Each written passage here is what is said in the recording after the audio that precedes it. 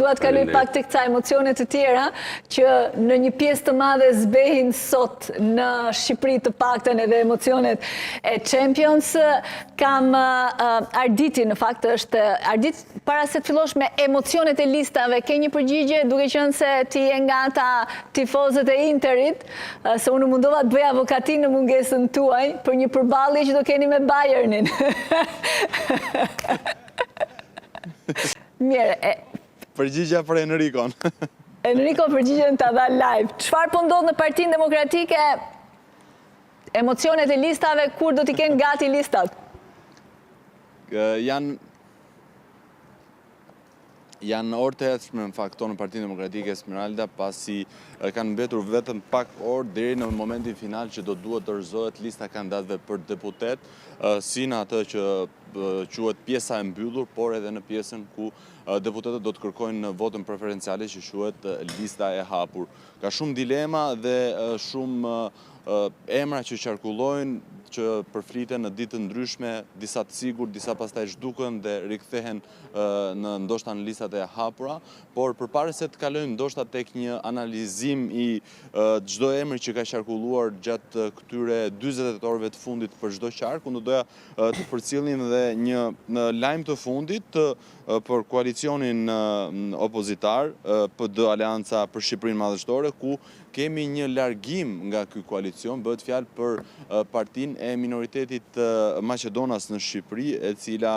ka vendosur të largohet, dhe në përgjigje të interesimit të gazetarëve, kryetari i kësaj partie, zoti Vasil Sterijovski, ka deklaruar se dështuam në negociatat me Partinë Demokratike, pasi sipas tij ka kërkuar një vend në listat e hapura të qarkut të Korçës dhe është refuzuar nga Partia Demokratike. Gjithashtu ka shtuar që kemi kërkuar edhe në qarqe të tjera, por sërish nuk janë dhënë në vendin listën e hapur, dhe deklaron se ishte kërkuar që partia e tij të ishte në këtë koalicion me Partinë Demokratike, por pa asnjë kandidat për deputet në 187 vendet që janë në Parlamentin e Shqipërisë, ose kandidat në Parlamentin e Shqipërisë, si 140 vendet e hapura, ashtu edhe 47 që janë në listën e mbyllur. Kjo sa i takon lajmit të fundit që ka qarkulluar ditën e sotme në kampin opozitar, ku ndër të tjera do doja të theksoja që përveç kësaj, një tjetër parti opozitare, në sakt partia e parë opozitare që ka dorëzuar të plota listat e kandidatëve për deputet, si ato të hapura, ashtu edhe ato të mbyllura, është partia Lëvizja Bashkë, drejtuar nga zoti Arlind Qorri, me këtë të fundit që ka zgjedhur që të jetë në listën e mbyllur të qarkut të Tiranës, por i dyti, jo i pari, çka përbën deri ku një habi ose një Mundal pak ke Tirana. Jo të zakon për drejtuesit e partive, po. Se i ka bërë të ditur Lëvizja Bashkë që do i ka quar, por dua të ndalem pak tek PD-ja dhe tek diskutimet. Ku janë dilemat më të mëdha, çfarë po diskutohet tani, aleatët janë mbyllur, si janë mbyllur?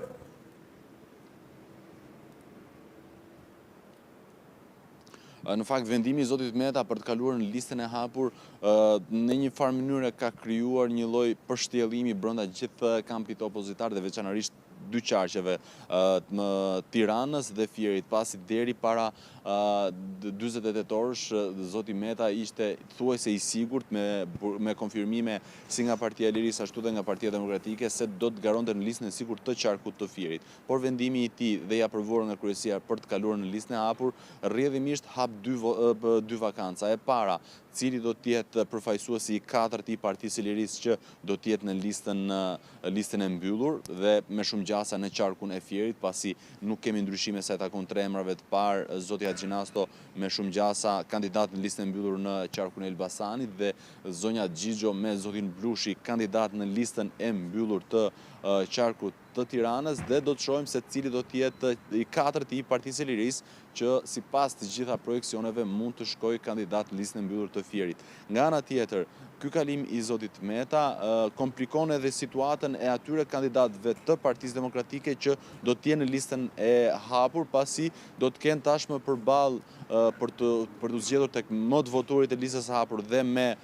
shpresën, po themi, apo me objektivin që Partia Demokratike të marrë më shumë se 12 mandate të listës së mbyllur, do të kenë një rival të drejtë për drejtë siç është zoti Meta, që edhe pse në kushtet e burgut mund të pretendojë apo do të kërkojë që të marrë sa më shumë vota të mbështetësve të tij të Partisë së Lirisë, por ndoshta edhe të opozitarëve të tjerë. Pra gjithë Partia e Lirisë në këto kushte do punojë për zotin Meta. Së Tiranës sigurisht do të jetë në funksion të votës preferenciale që do duhet jepet për zotin Meta. Dhe kjo deri diku i komplikon situatën e atyre kandidatëve që do të jenë në listat e hapura. Ka dhe një dilemë sa i takon gruas së katërt që do të jetë në listën e qarkut të Tiranës, pasi duke qenë se do të jenë 12 kodi zgjedhor dikton që së paku duhet të jenë 4 zonja në këtë listë, pra përveç zonjës Albana Vokshi dhe zonjës Josefina Topallit, cilat për shkak të pozicioneve që kanë në parti janë të projektuara për të qenë në listën e sigurt të qarkut të Tiranës, dhe me shumë gjast nëse nga Partia për Drejtësi, Integrim dhe Unitet do të vendoset që të kandidohet zonja Mesila Doda si përfaqësuese e kësaj partie, do mbetet vetëm një pozicion i lirë për nga zonjat që mund të futen në brenda 12 së parë. Dhe sipas gjitha zërave që qarkullojnë, janë 3 pretendente kryesore për këtë vend, duke filluar me zonjën Jorida Tabaku, deputeten tjetër demokrate Dhurata Çupi dhe drejtuesen e departamentit të marrëdhënieve me jashtë Partinë Demokratike, zonjën Ilda Zhulali. Sipas të gjitha gjasave dhe projeksioneve, do e theksojmë disa herë gjatë komunikimeve sot me këtë frazë Esmeralda, deri në momenti kur të dalin listat zyrtare, një nga këto 3 zonja do të jetë brenda listës së mbyllur, pa përjashtuar edhe ndonjë mundësi tjetër që mund të jenë 2 prej këtyre 3 zonjave, ose edhe ndonjë emër tjetër surprizë. Pastaj, sa i takon emrave të tjerë të burrave, sigurisht është në listë zoti Berisha, zoti Noka, zoti Paloka, që janë pjesë e leadershipit të Partisë Demokratike, leadershipit qendror, sekretari i përgjithshëm, kryetari i Këshillit Kombëtar dhe kryetari i partisë. Bashkë me ta